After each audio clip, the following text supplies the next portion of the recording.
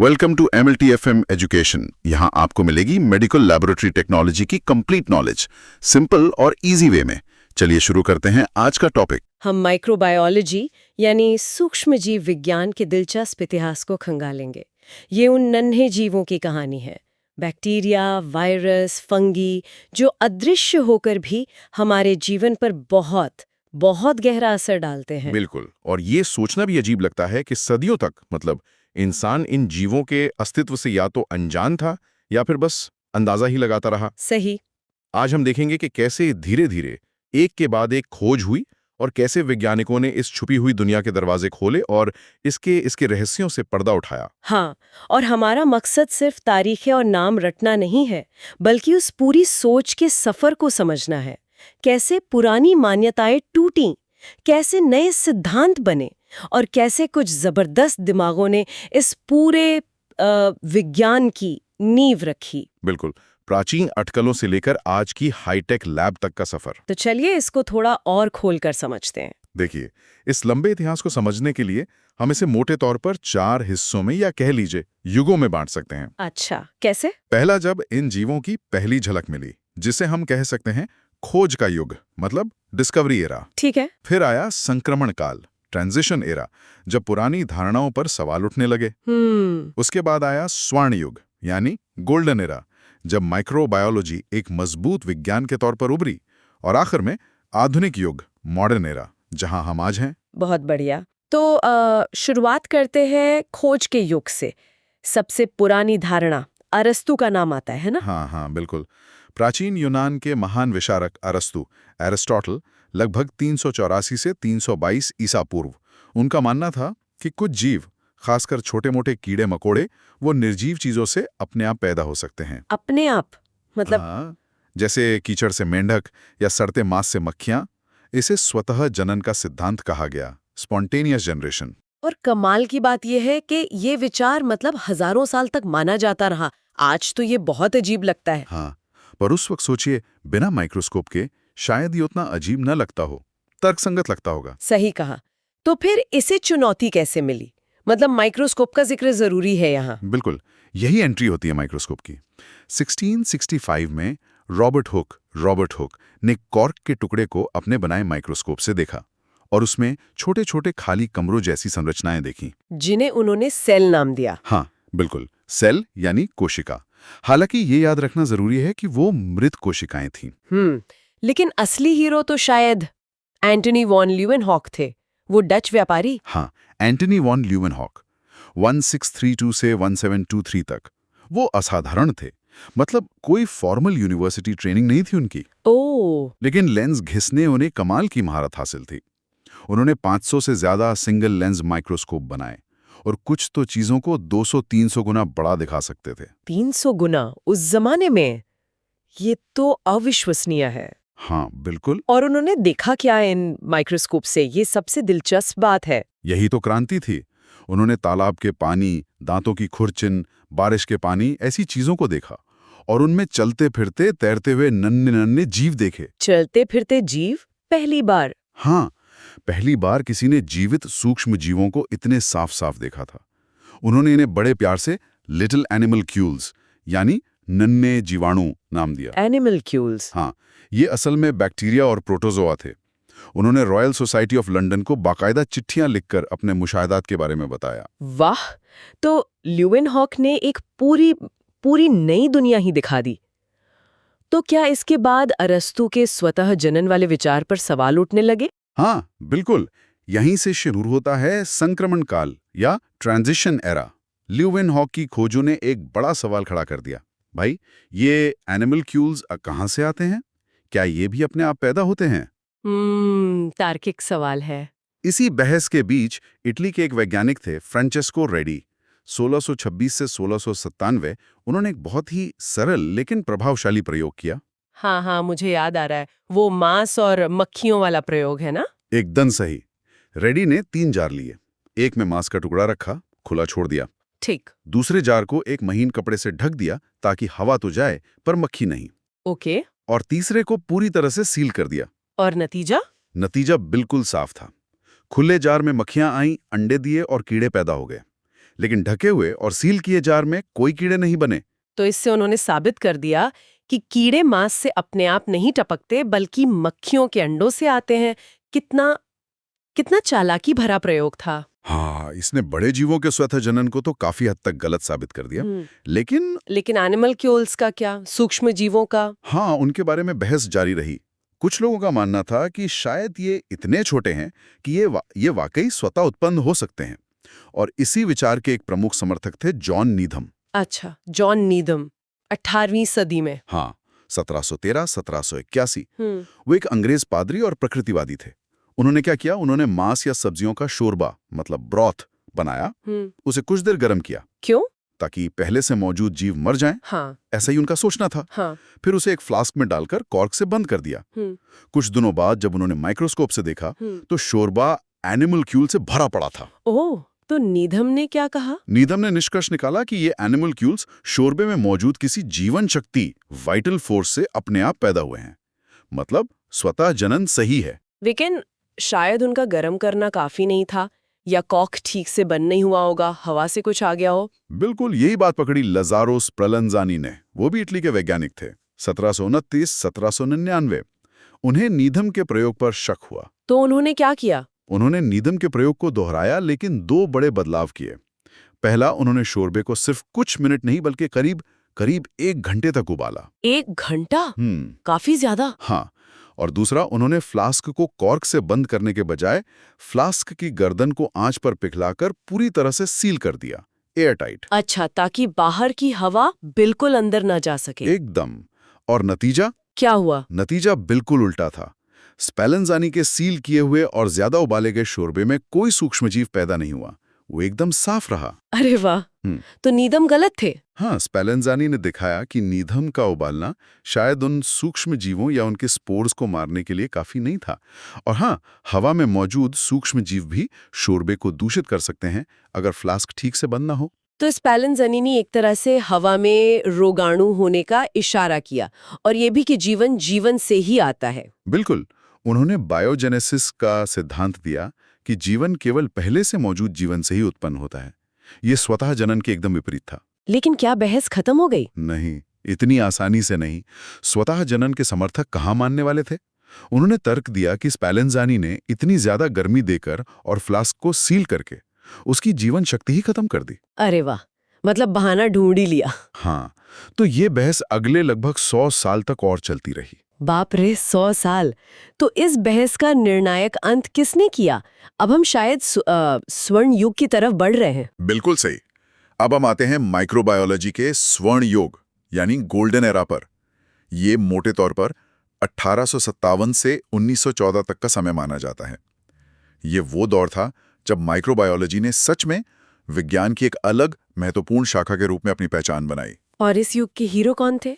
इस युग के 2 सबसे बड़े नायक थे, फ्रांस के लुई पाश्चर और जर्मनी के रॉबर्ट कोच। लुई पाश्चर 1822-1895, इनका नाम तो मतलब घर घर में सुना जाता है, आधुनिक सूक्ष्मजीव विज्ञान का पिता। हाँ, बिल्कुल। उनका वो कौन सा काम था जिसने स्वतः जनन की बहस को हमेशा के लिए खत्म कर दिया? पाश्चर, जो असल में एक केमिस्ट थे, उन्होंने इस समस्या को सुलझाने के लिए एक बहुत ही इंजीनियस मतलब कमाल का प्रयोग डिजाइन किया। उन्होंने खास तरह के फ्लास्क इस्तेमाल किए। कैसे फ्लास्क? जिनकी गर्दन लंबी और एस आकार में मुड़ी हुई थी, जैसे हंस की गर्दन होती है ना।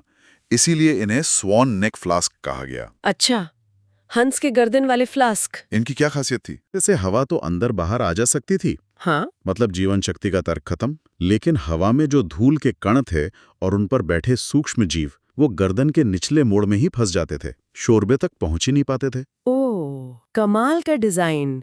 तो हवा अंदर आ रही है पर गंदगी और जर्म्स बाहर ही रह गए। एकदम सही। और नतीजा, जब तक फ्लास्क सीधे रहे शोरबा बिल्कुल साफ रहा, कोई माइक्रोबियल ग्रोथ नहीं हुई। और फिर? लेकिन जैसे ही पास्चर ने फ्लास्क को थोड़ा सा झुकाया ताकि शोरबा उस मुड़ी हुई गर्दन में फंसी धूल के संपर्क में आ जाए, तो क्या हुआ? बस कुछ ही समय में शोरबा धुंधला हो गया और सूक्ष्म जीवों से भर गया। कमाल है। मतलब इससे बिना किसी शक के साबित हो गया कि सूक्ष्म जीव हवा में हैं, वो बाहर से आते हैं, शोरबे में खुद पैदा नहीं होते। स्वतः जनन, दी एंड। ने और भी बहुत कुछ किया। किण्वन के बारे में भी कुछ था। हाँ बिल्कुल। उन्होंने ये भी साबित किया कि किण्वन मतलब जैसे शराब बनना या सिरका बनना, ये भी सूक्ष्म जीवों जैसे यीस्ट और बैक्टीरिया की गतिविधि के कारण होता है। ये कोई सिर्फ रासायनिक क्रिया नहीं है, इसने वाइन और बियर इंडस्ट्री में क्रांति ला दी। और पाश्चरीकरण, वो भी तो उन्हीं की देन है ना, दूध को खराब होने से बचाने वाली तकनीक। हाँ हाँ बिल्कुल। उन्होंने पाया कि दूध या शराब को अगर एक निश्चित तापमान तक, मतलब बहुत ज़्यादा नहीं, बस हल्का गर्म किया जाए, जैसे दूध के लिए करीब 63 डिग्री सेल्सियस पर 30 मिनट, तो उसमें मौजूद हानिकारक बैक्टीरिया मर जाते हैं, लेकिन उसका स्वाद ज़्यादा नहीं बदलता। ये तकनीक आज भी दुनिया भर में इस्तेमाल होती है। और अस्पतालों के लिए भी उन्होंने कुछ किया था, स्टेरिलाइजेशन वगैरह। हाँ, उन्होंने अस्पतालों और प्रयोगशालाओं के लिए नसबंदी की तकनीकों को बहुत सुधारा, जैसे ऑटोक्लेव का विकास, जिसमें भाप के जरिए उच्च दाब और तापमान पर चीज़ों को जीवाणु रहित किया जाता है, और हॉट एयर ओवन भी। ये सब आज भी स्टैंडर्ड प्रैक्टिस हैं। और उन्होंने बीमारियों पे भी काम किया था, टीके वगैरह। बिल्कुल। उनका एक और बहुत बड़ा योगदान था रोग का रोगाणु सिद्धांत, जर्म थ्योरी ऑफ डिजीज को मजबूती से स्थापित करना। ये विचार कि कई बीमारियां गंदगी या खराब हवा से नहीं, बल्कि खास तरह के सूक्ष्म जीवों के संक्रमण से होती हैं। अच्छा।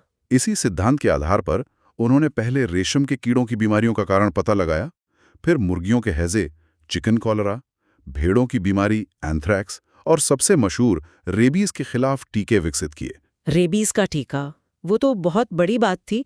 उन्होंने किसी इंसान पे भी इस्तेमाल किया था? हाँ, जोसेफ मीस्टर नाम के एक लड़के पर, जिसे पागल कुत्ते ने काट लिया था। पास्टर ने उसे अपना विकसित किया हुआ टीका लगाया और उसकी जान बच गई। ये मेडिकल इतिहास में एक बहुत बड़ा पल था। वाकई, पास्चर ने तो सच में माइक्रोबायोलॉजी की दुनिया ही बदल दी।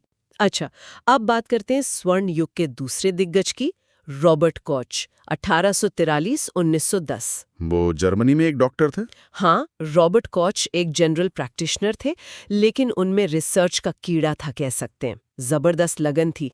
जहां पास्चर ने ज्यादातर सूक्ष्म जीवों के काम पर ध्यान दिया, जैसे कि किण्वन, बीमारी पैदा करना, वहीं कोच का फोकस था खास बीमारी पैदा करने वाले बैक्टीरिया को पहचानने, अलग करने और साबित करने पर। अच्छा, तो उनका तरीका ज्यादा व्यवस्थित था। हाँ, कह सकते हैं। उनका सबसे महत्वपूर्ण योगदान माना जाता है बैक्टीरिया को उगाने के लिए ठोस माध्यम का इस्तेमाल शुरू करना। ठोस माध्यम? पास्चर तो तरल शोरबे का इस्तेमाल करते थे। हाँ, और तरल शोरबे में दिक्कत ये थी कि अलग अलग तरह के बैक्टीरिया आपस में मिल जाते थे। किसी एक प्रकार को शुद्ध रूप में अलग करना बहुत बहुत मुश्किल था। तो ठोस माध्यम से कैसे आसान हो गया? कोच ने पहले आलू के स्लाइस और जिलाटिन का इस्तेमाल किया, लेकिन असली सफलता तब मिली जब उनकी एक सहायक वॉल्थर हेसे की पत्नी फैनी हेसे ने आगर इस्तेमाल करने का सुझाव दिया। आगर समुद्री शैवाल से मिलता है। अगर, जो हम खाने में भी इस्तेमाल करते हैं। हाँ, वही। आगर को पोषक तत्वों के साथ मिलाकर गर्म करके प्लेटों पर फैलाया जाता है। पेट्री डिश, जिसे कोच के एक और सहायक जूलियस पेट्री ने बनाया था। अच्छा, पेट्री डिश। हाँ, ठंडा होने पर यह आगर जेली जैसा ठोस बन जाता है। अब इस ठोस सतह पर जब बैक्टीरिया पनपते हैं, तो हर एक बैक्टीरिया अपनी एक अलग कॉलोनी बनाता है। मतलब उसी जैसे लाखों बैक्टीरिया का एक समूह, जिसे आप देख सकते हैं, उठा सकते हैं। ओह, तो इससे शुद्ध कल्चर मिलना आसान हो गया। मतलब सिर्फ एक ही तरह के बैक्टीरिया का समूह। एकदम सही। ये माइक्रोबायोलॉजी में एक बहुत बड़ी क्रांति थी।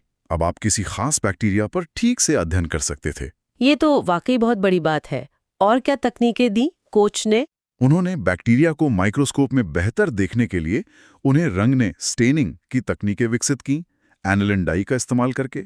उन्होंने बैक्टीरिया चलते फिरते हैं या नहीं, ये जांचने के लिए हैंगिंग ड्रॉप विधि बताई। अच्छा। और इन तकनीकों का इस्तेमाल करके उन्होंने कई बड़ी बीमारियों के जीवाणुओं की खोज की, जैसे एंथ्रैक्स का जीवाणु, जिसका पूरा जीवन चक्र उन्होंने समझाया, टीबी यानी तपेदिक का जीवाणु, ट्यूबरकल बेसिली, और हैजा फैलाने वाला जीवाणु विब्रियो कोलेरी। टीबी और हैजा, ये तो बहुत बड़ी खोजें थी। हाँ बिल्कुल।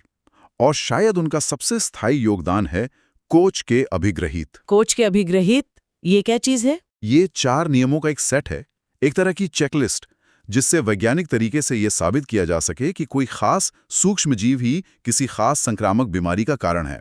अच्छा, मतलब पक्का सबूत जुटाने का तरीका। हाँ, ये आज भी संक्रामक रोगों के अध्ययन में एक मानक की तरह इस्तेमाल होते हैं, हालांकि कुछ मॉडिफिकेशंस और अपवादों के साथ। क्या है वो 4 नियम मोटे तौर पर? पहला, वो सूक्ष्मजीव बीमारी से पीड़ित हर जीव में मिलना चाहिए, पर स्वस्थ में नहीं। ठीक। दूसरा, उसे बीमार जीव से निकालकर लैब में शुद्ध कल्चर में उगाया जा सकना चाहिए।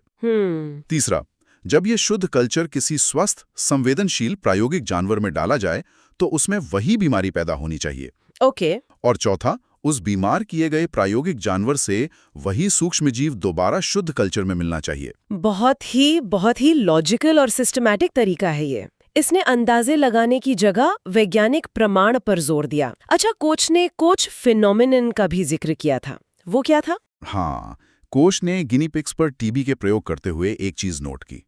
उन्होंने देखा कि जो जानवर पहले से टीबी से संक्रमित थे, अगर उन्हें दोबारा टीबी बैक्टीरिया या उसके प्रोटीन का इंजेक्शन दिया जाए तो इंजेक्शन वाली जगह पर एक खास तेज रिएक्शन होता था। कैसा रिएक्शन?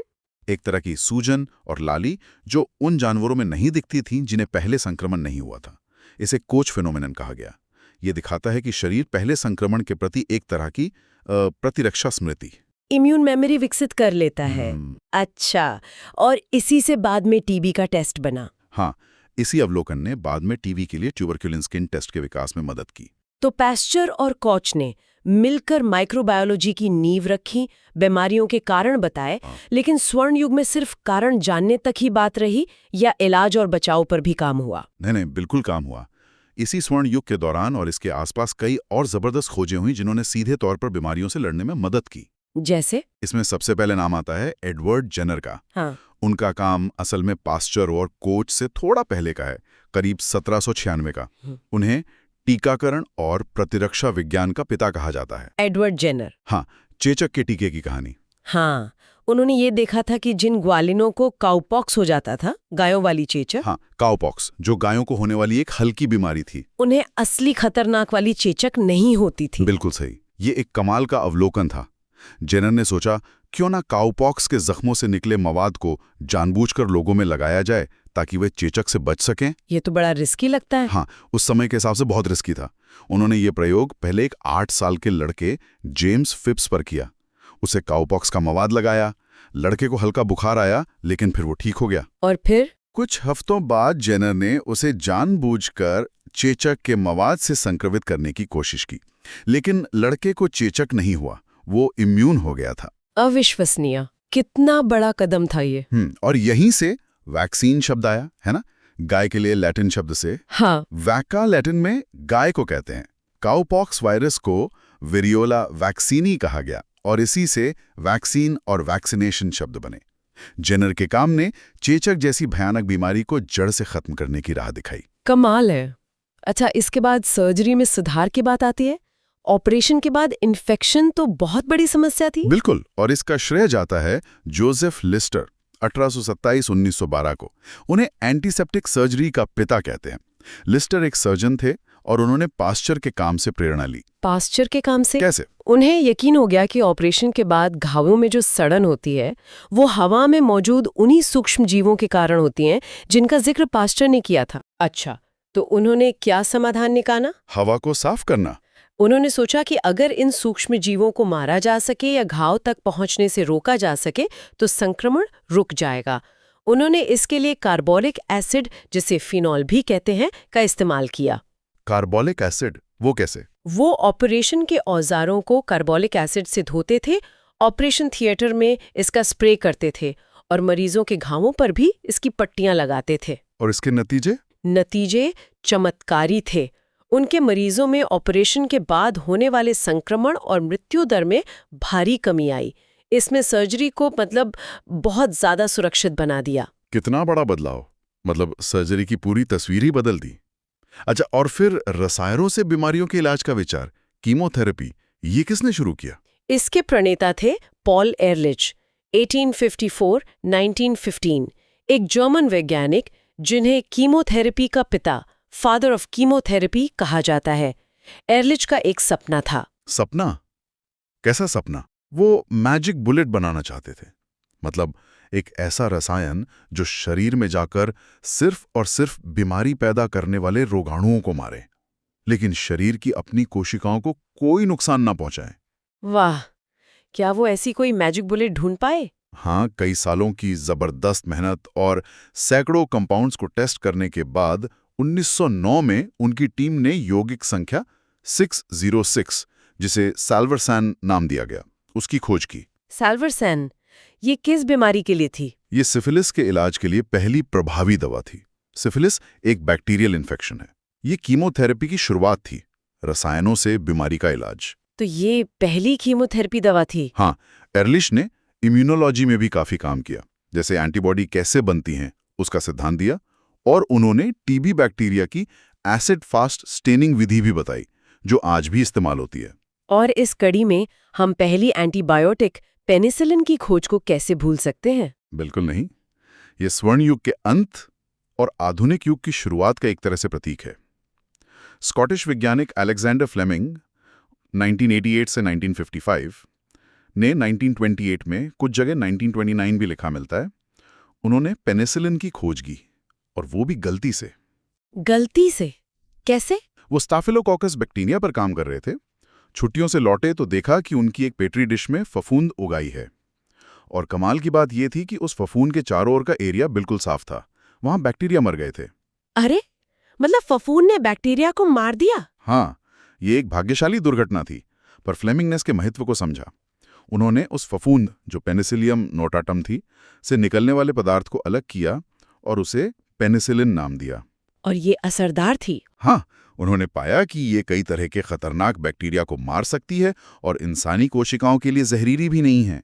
हालांकि पेनिसिलिन को शुद्ध करके दवा के रूप में बड़े पैमाने पर बनाने का काम बाद में हॉवर्ड फ्लोरे और अर्नस्ट चेन ने द्वितीय विश्व युद्ध के दौरान किया। और इसे वंडर ड्रग कहा गया। हाँ, इसने एंटीबायोटिक क्रांति की शुरुआत की और लाखों जानें बचाईं। तो स्वर्ण युग ने हमें बीमारियों के कारण बताए, बचाव के तरीके दिए, टीके, एंटीसेप्टिक और इलाज की शुरुआत की, कीमोथेरेपी, एंटीबायोटिक्स। इसके बाद आधुनिक युग में क्या हुआ? क्या खोजें धीमी पड़ गईं? नहीं, बिल्कुल नहीं। खोजें धीमी नहीं पड़ी, बल्कि उनका फोकस बदला। हम आधुनिक युग, मॉडर्न एरा में आ गए। स्वर्ण युग की नींव पर वैज्ञानिकों ने अब सूक्ष्म जीवों की अंदरूनी कार्यप्रणाली को समझना शुरू किया, उनकी बनावट, उनका मेटाबॉलिज्म, उनकी जेनेटिक्स। अच्छा, मतलब माइक्रो लेवल पर और गहराई में गए। हाँ, 1940 और 50 के दशक में माइक्रोबियल जेनेटिक्स, यानी सूक्ष्म जीवों की आनुवांशिकी का अध्ययन तेजी से बढ़ा। ये समझना कि बैक्टीरिया कैसे अपने गुण अगली पीढ़ी को देते हैं, कैसे उनमें बदलाव, म्यूटेशन आते हैं, ये सब। और फिर डीएनए के संरचना की खोज भी, वॉटसन और क्रिक वाली। हाँ, 1953 में वॉटसन और क्रिक द्वारा डीएनए की डबल हेलिक्स संरचना की खोज एक बहुत बड़ा मील का पत्थर थी। इसने सिर्फ जीवन के जेनेटिक कोड को ही नहीं खोला, बल्कि माइक्रोबायोलॉजी में भी क्रांति ला दी। कैसे? अब वैज्ञानिक बैक्टीरिया और वायरस के जेनेटिक कोड को पढ़ सकते थे, उसमें फेरबदल कर सकते थे, जेनेटिक इंजीनियरिंग, और समझ सकते थे कि जीन कैसे प्रोटीन बनाते हैं, कैसे काम करते हैं। मॉलिक्यूलर बायोलॉजी का जन्म हुआ। तो आधुनिक युग में फोकस ज्यादा आणविक, मॉलिक्यूलर स्तर पर चला गया। बिल्कुल। हमने समझा कि बैक्टीरिया की सेल वॉल कैसे बनती है, वो एंटीबायोटिक्स के खिलाफ रेजिस्टेंस कैसे पैदा करते हैं, वायरस हमारी कोशिकाओं पर कब्जा कैसे करते हैं। ये सब प्रक्रियाएं मॉलिक्यूलर लेवल पर समझी जाने लगी। और नई तकनीकें भी आई होंगी। हाँ, इलेक्ट्रॉन माइक्रोस्कोप जैसी तकनीकों ने हमें वायरस और बैक्टीरिया की वो बारीक संरचनाएं दिखाईं जो पहले देखना नामुमकिन था। इम्यूनोलॉजी में भी जबरदस्त प्रगति हुई। हमने समझा कि हमारा इम्यून सिस्टम कैसे काम करता है, कैसे अलग अलग तरह की इम्यून कोशिकाएं, जैसे मिचनिकॉफ ने फैगोसाइटोसिस खोजा था, कोशिकाएं कैसे रोगाणुओं को खा जाती हैं और एंटीबॉडीज हमें बचाती हैं। और नोबेल पुरस्कारों की लिस्ट भी इस तरक्की की गवाह है। निश्चित रूप से। कोच, कीबी, von Behring diphtheria antitoxin, Ronald Ross malaria transmission, Metchnikoff immunity, Fleming Florey Chain penicillin, Watson Crick Wilkins DNA, ये तो कुछ ही नाम हैं। ये दिखाता है कि माइक्रोबायोलॉजी लगातार विकसित होती रही है और इंसानी सेहत और विज्ञान की समझ में इसका कितना गहरा योगदान रहा है। तो हमने आज एक वाकई लंबी और दिलचस्प यात्रा की, अरस्तु के स्वाजनन के विचार से शुरू करके ल्यू एन हॉक द्वारा पहली बार उस अदृश्य दुनिया की झलक पाने तक, फिर रेडी और स्पैलेंजानी द्वारा स्वतः जनन को चुनौती देने और पास्चर द्वारा उसे निर्णायक रूप से खारिज करने तक। हाँ, और फिर पास्चर और कोच ने मिलकर स्वर्ण युग की नींव रखी, रोगों का रोगाणु सिद्धांत दिया, शुद्ध कल्चर तकनीकें दी, कोच के अभिगृहित दिए, माइक्रोबायोलॉजी को एक ठोस वैज्ञानिक आधार मिला। और उसी दौर में जेनर ने टीकाकरण की शुरुआत की, लिस्टर ने सर्जरी को सुरक्षित बनाया, अर्लिच ने कीमोथेरेपी की राह दिखाई और फ्लेमिंग ने एंटीबायोटिक्स का दरवाजा खोला। इन सब खोजों ने हमारी दुनिया को हमेशा के लिए बदल दिया। बिल्कुल। इन खोजों ने न सिर्फ बीमारियों के बारे में हमारी समझ बदली, बल्कि हमारी औसत उम्र बढ़ाई, पब्लिक हेल्थ को सुधारा, खाने को सुरक्षित किया और अनगिनत जानें बचाईं। सोचिए, पाश्चुरीकरण, वैक्सीनेशन, एंटीसेप्टिक, एंटीबायोटिक, साफ पानी, ये सब माइक्रोबायोलॉजी की देन है जिनका हम आज भी फायदा उठा रहे हैं। लेकिन कहानी यहाँ खत्म नहीं होती है ना? आज भी माइक्रोबायोलॉजी उतनी ही महत्वपूर्ण है, बल्कि नई चुनौतियां भी सामने आ रही हैं, जैसे एंटीबायोटिक रेजिस्टेंस। हाँ, एंटीबायोटिक दवाओं का बेअसर होना, ये एक बहुत बड़ी वैश्विक स्वास्थ्य समस्या बन चुकी है। बैक्टीरिया लगातार खुद को बदल रहे हैं और हमारी दवाएं उन पर काम करना बंद कर रही हैं। ये तो चिंता की बात है। बिल्कुल। और साथ ही हम एक और नए रोमांचक क्षेत्र में भी जा रहे हैं, माइक्रोबायोम का अध्ययन। माइक्रोबायोम? हाँ। मतलब हमारे शरीर में रहने वाले सूक्ष्म जीव? हाँ, हम अब ये जान रहे हैं कि हमारे शरीर के अंदर और ऊपर खरबों सूक्ष्म जीव रहते हैं। बैक्टीरिया, फंगी, वायरस, जो हमारे साथ रहते हैं और हमारे स्वास्थ्य पर गहरा असर डालते हैं। हमारे पाचन से लेकर हमारी इम्यूनिटी, यहाँ तक कि हमारे मूड पर भी। अच्छा, मतलब ये सिर्फ नुकसान ही नहीं पहुंचाते? नहीं, बहुत सारे हमारे लिए जरूरी भी हैं। इन्हें समझना शायद भविष्य में कई बीमारियों जैसे एलर्जी, ऑटोइम्यून रोग, यहाँ तक कि कुछ मानसिक स्वास्थ्य समस्याओं के इलाज और रोकथाम के नए रास्ते खोल सकता है। ये सच में सोचने पर मजबूर करता है। एक तरफ हम कुछ सूक्ष्म जीवों से लड़ रहे हैं, दूसरी तरफ हम समझ रहे हैं कि उनमें से कई हमारे दोस्त हैं, हमारे लिए जरूरी हैं। इस अदृश्य दुनिया में न जाने अभी और कितने रहस्य खुलने बाकी हैं। सही कहा। अगली बड़ी खोज क्या होगी? क्या हम एंटीबायोटिक रेजिस्टेंस का कोई तोड़ निकाल पाएंगे? क्या माइक्रोबायोम को साध कर पुरानी बीमारियों का इलाज कर पाएंगे? या कोई बिल्कुल नई अनसोची चुनौती या अवसर हमारे सामने आएगा? ये फील्ड लगातार बदल रहा है, विकसित हो रहा है, और इसकी कहानी अभी लिखी जा रही है। इस दिलचस्प और ज्ञानवर्धक चर्चा के लिए बहुत बहुत धन्यवाद। ये सफर वाकई शानदार था।